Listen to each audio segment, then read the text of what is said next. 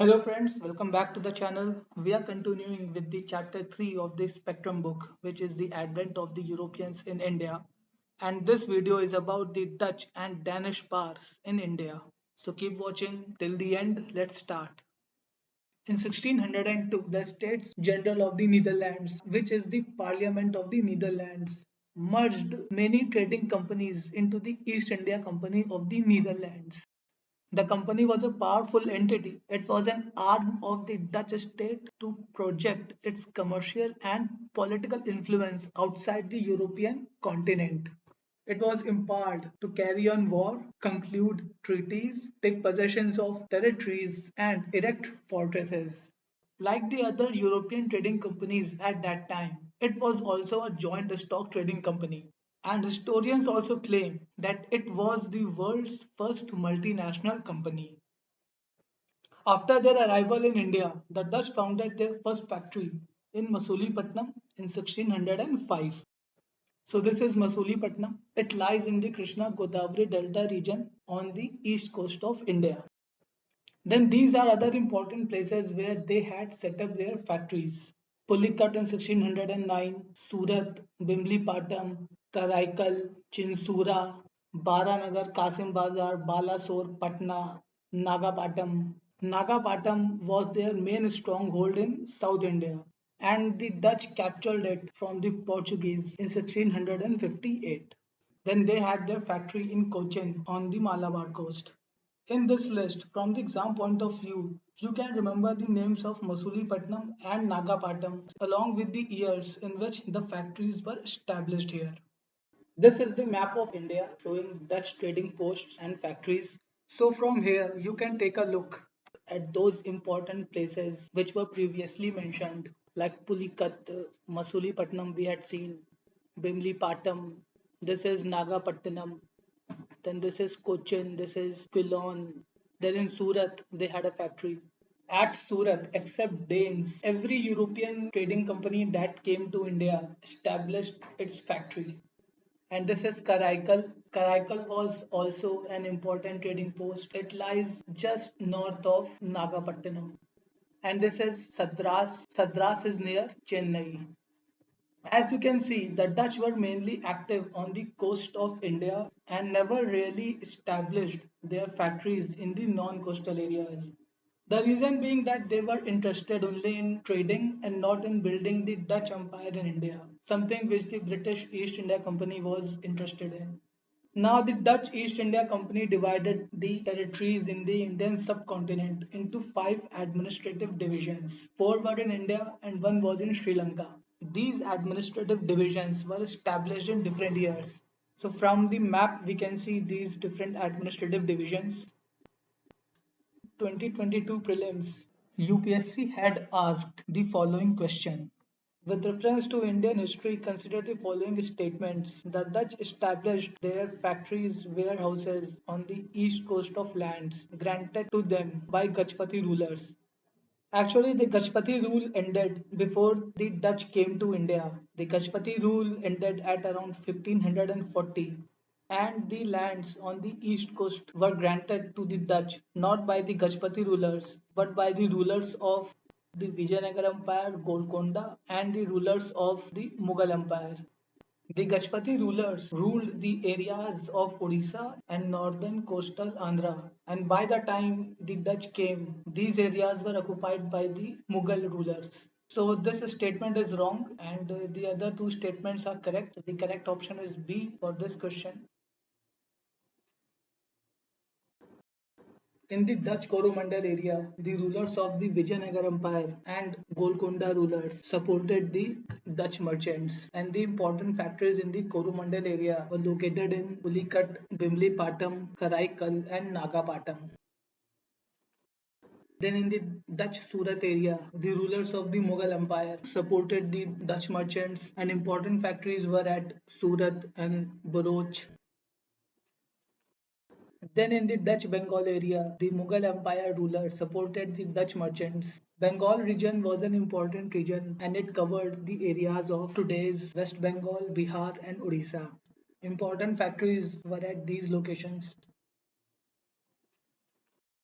And in the Malabar region, the Zamorin of Calicut supported the Dutch merchants, and here the Dutch were mainly involved in the pepper trade.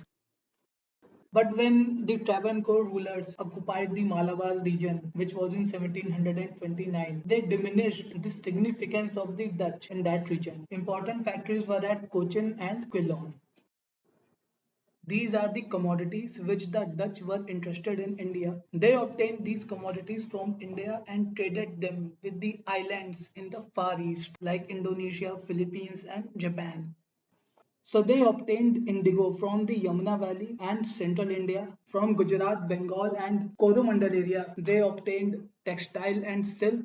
From Bihar, they obtained saltpeter. Saltpeter is the common name of potassium nitrate and it is used to prepare gunpowder. Then from the Ganga Valley, they obtained opium and rice. So in the pictures, you can see this is the indigo plant, this is the silk yarn, this is saltpeter or potassium nitrate, and this is everyone's favorite, the opium plant. Let's move to the next section, which is the Anglo-Dutch rivalry. Both the English and the Dutch were the emerging capitalist powers in the 17th century. Both of them wanted to dominate the highly profitable Eastern trade, hence, conflicts between them were inevitable. Following are the reasons which, from time to time, triggered conflicts between them. The first reason is the trade competition and maritime dominance. Both the countries competed for controlling the lucrative trade routes and markets of the East. This competition between the two promoted the rivalry. The second reason is the Navigation Act, which were passed by the English Parliament. By these acts, the English merchants could use only the English ships for trade purposes. So it was like only the English policy. So these acts were passed so that the English merchants and the English economy could benefit. But by these acts, the Dutch shipping business was affected, their country suffered economic losses, and the tensions escalated between the two powers. Then another major reason was the American Revolution or the American War of Independence. The Dutch saw an opportunity to weaken the English during the revolution. They supported the revolutionaries and fought against the British.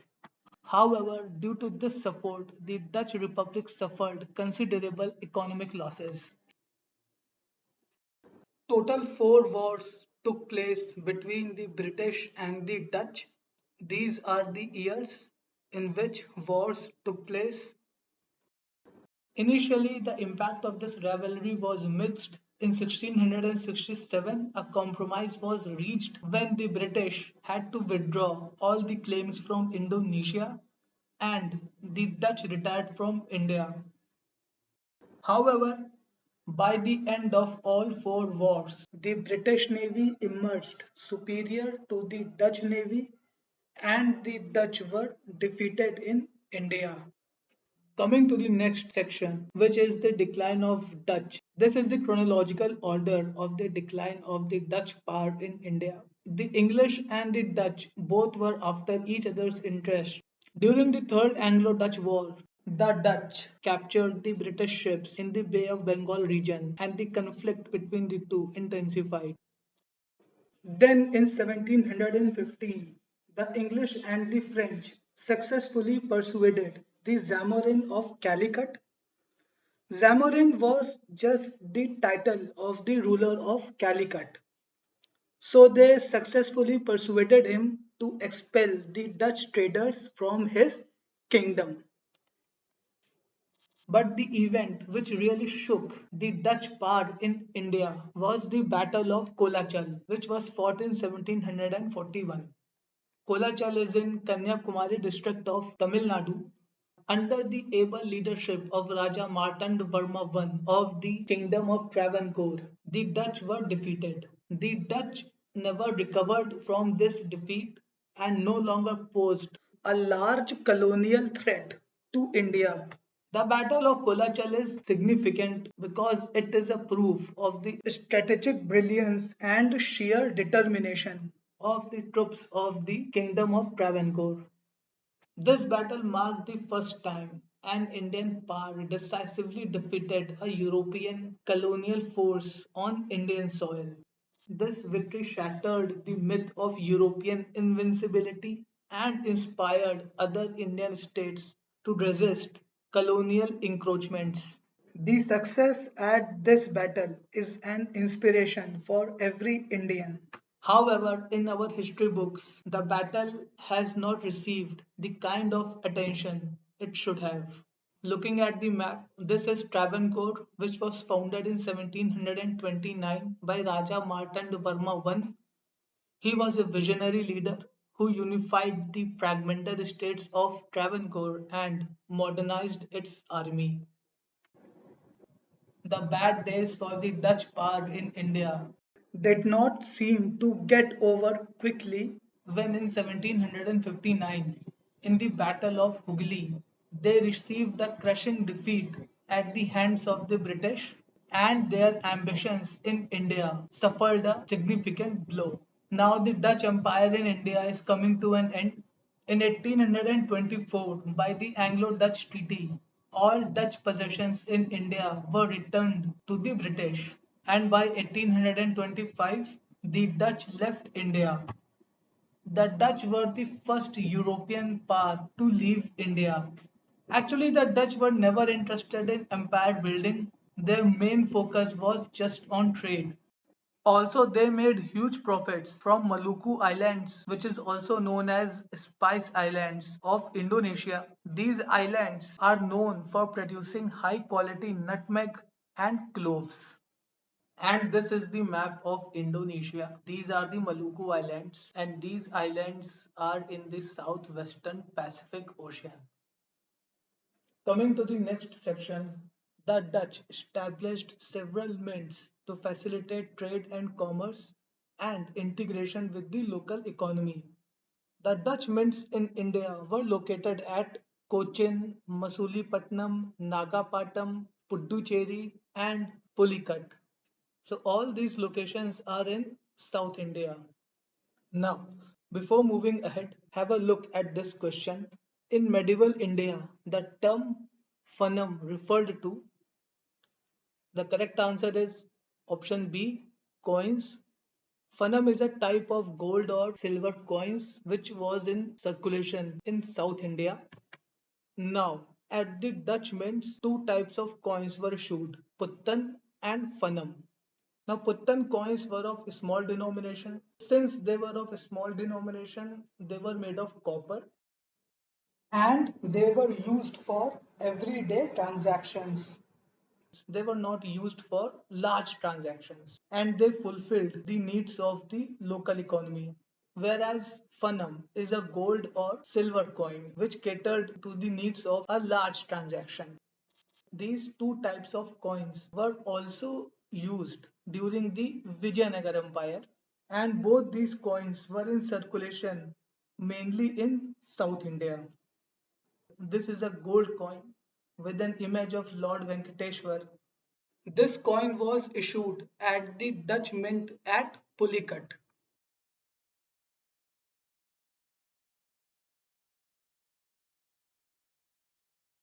Now let's come to the next European power, which is the Danes. They were from Denmark and Norway.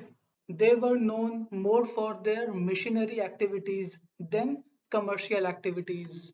The Danes are not as significant as the other European powers in India. Therefore, we do not need to have detailed information related to them. In 1616, the Danish East India Company was established, and in 1620, they established their first factory at Tronquebar. Tronquebar is in Tamil Nadu. It is present-day Tharangambadi on the banks of river Uppanar, which is the distributary of Kaveri River. But their principal settlement was at Serampore. Serampore is in the Hooghly district on the banks of river Hooghly and adjacent to Calcutta. This is Tonkebar in Tamil Nadu, and these are the other places where the Danes were active. Danish sold their factories to British in 1845.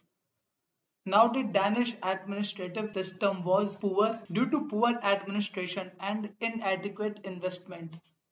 Denmark experienced significant losses in its maritime ventures. Many ships dispatched from Denmark failed to return or were lost at sea, contributing to the decline of Danish shipping operations. One interesting fact about the Danish is that they were the first European power to settle in Andaman and Nicobar Islands, mainly because of their missionary zeal.